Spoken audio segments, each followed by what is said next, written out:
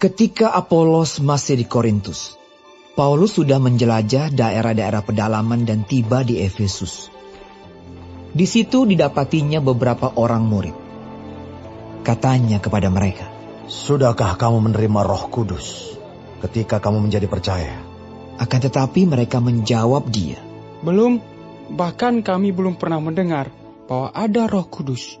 Lalu kata Paulus kepada mereka, "Kalau begitu, dengan baptisan manakah kamu telah dibaptis?" Jawab mereka, "Dengan baptisan Yohanes." Kata Paulus, "Baptisan Yohanes adalah pembaptisan orang yang telah bertobat. Dan ia berkata kepada orang banyak bahwa mereka harus percaya kepada Dia yang datang kemudian daripadanya, yaitu Yesus." Ketika mereka mendengar hal itu, mereka memberi diri mereka dibaptis dalam nama Tuhan Yesus. Dan ketika Paulus menumpangkan tangan di atas mereka, turunlah Roh Kudus ke atas mereka. Dan mulailah mereka berkata-kata dalam bahasa roh dan bernubuat. Jumlah mereka adalah kira-kira 12 orang. Selama 3 bulan, Paulus mengunjungi rumah ibadat di situ dan mengajar dengan berani. Oleh pemberitaannya, ia berusaha meyakinkan mereka tentang kerajaan Allah. Tetapi ada beberapa orang yang tegar hati. Mereka tidak mau diyakinkan, malahan mengumpat jalan Tuhan di depan orang banyak. Karena itu Paulus meninggalkan mereka dan memisahkan murid-muridnya dari mereka. Dan setiap hari berbicara di ruang kuliah Tiranus. Hal ini dilakukannya 2 tahun lamanya, sehingga semua penduduk Asia mendengar firman Tuhan, baik orang Yahudi maupun orang Yunani. Oleh Paulus, Allah mengadakan mujizat-mujizat yang luar biasa. Bahkan orang membawa sapu tangan atau kain yang pernah dipakai oleh Paulus dan meletakkannya atas orang-orang sakit, maka lenyaplah penyakit mereka dan keluarlah roh-roh jahat. Juga beberapa tukang jampi Yahudi yang berjalan keliling di negeri itu mencoba menyebut nama Tuhan Yesus atas mereka yang kerasukan roh jahat dengan berseru. Katanya, "Aku menyumpahi kamu demi nama Yesus yang diberitakan oleh Paulus."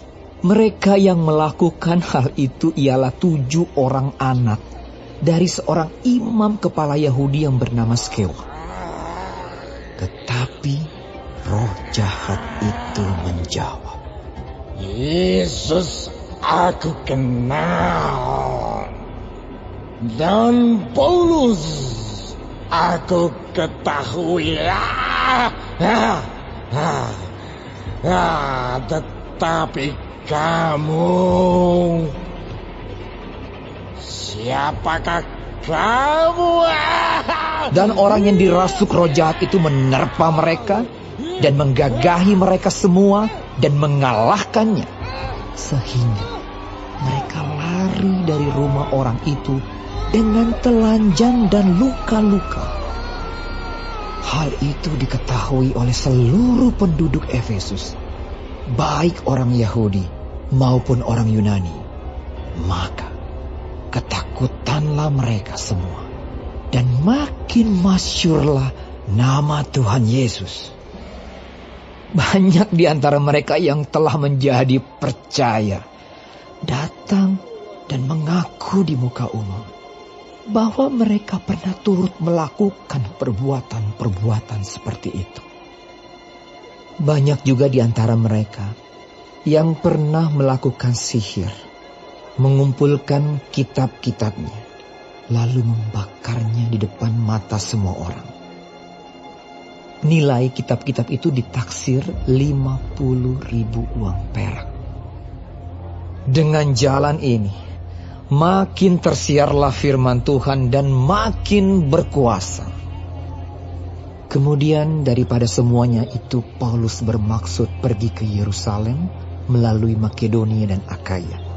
Katanya, sesudah berkunjung ke situ, aku harus melihat Roma juga. Lalu ia menyuruh 2 orang pembantunya, yaitu Timotius dan Erastus, mendahuluinya ke Makedonia.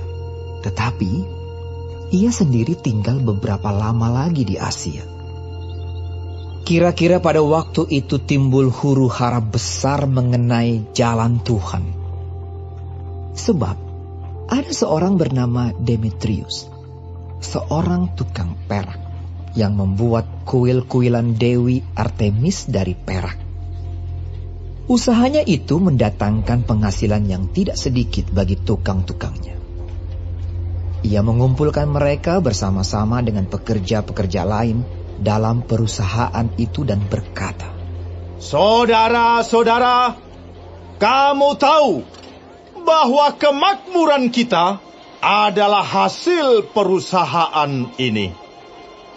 Sekarang kamu sendiri melihat dan mendengar bagaimana Paulus bukan saja di Efesus, tetapi juga hampir di seluruh Asia telah membujuk dan menyesatkan banyak orang dengan mengatakan bahwa apa yang dibuat oleh tangan manusia bukanlah dewa.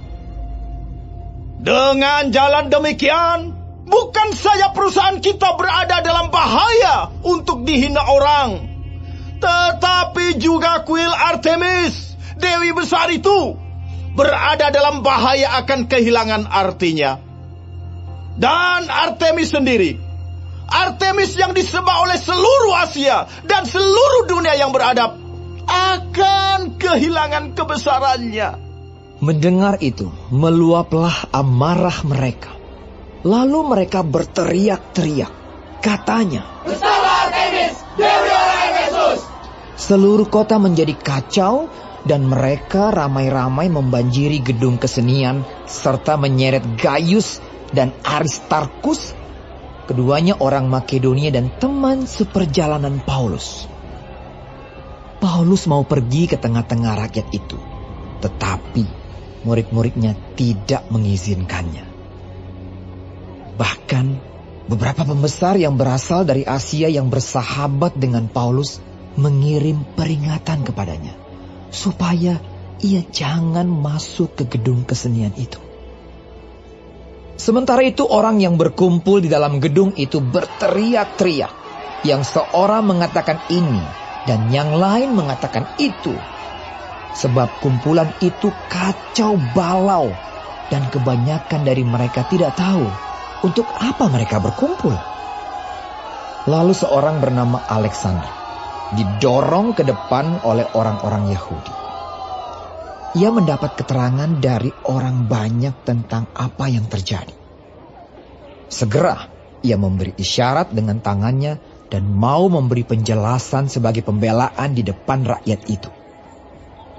Tetapi ketika mereka tahu bahwa ia adalah orang Yahudi, berteriaklah mereka bersama-sama kira-kira 2 jam lamanya. Bersalah Artemis, Dewi orang Efesus! Akan tetapi, panitera kota menenangkan orang banyak itu dan berkata, Hai orang Efesus, siapakah di dunia ini yang tidak tahu bahwa kota Efesuslah yang memelihara baik kuil Dewi Artemis yang maha besar, maupun patungnya yang turun dari langit. Hal itu tidak dapat dibantah. Karena itu hendaklah kamu tenang dan janganlah terburu-buru bertindak. Sebab kamu telah membawa orang-orang ini ke sini, walaupun mereka tidak merampok kuil Dewi kita dan tidak menghujat namanya. Jadi, jika Demetrius dan tukang-tukangnya ada pengaduannya terhadap seseorang, bukankah ada sidang-sidang pengadilan dan ada gubernur? Jadi hendaklah kedua belah pihak mengajukan dakwaannya ke situ. Dan jika ada sesuatu yang lain yang kamu kehendaki, baiklah kehendakmu itu diselesaikan dalam sidang rakyat yang sah. Sebab kita berada dalam bahaya akan dituduh bahwa kita menimbulkan huru-hara pada hari ini. Karena tidak ada alasan yang dapat kita kemukakan untuk membenarkan kumpulan yang kacau balau ini. Dan dengan kata-kata itu, ia membubarkan kumpulan rakyat itu.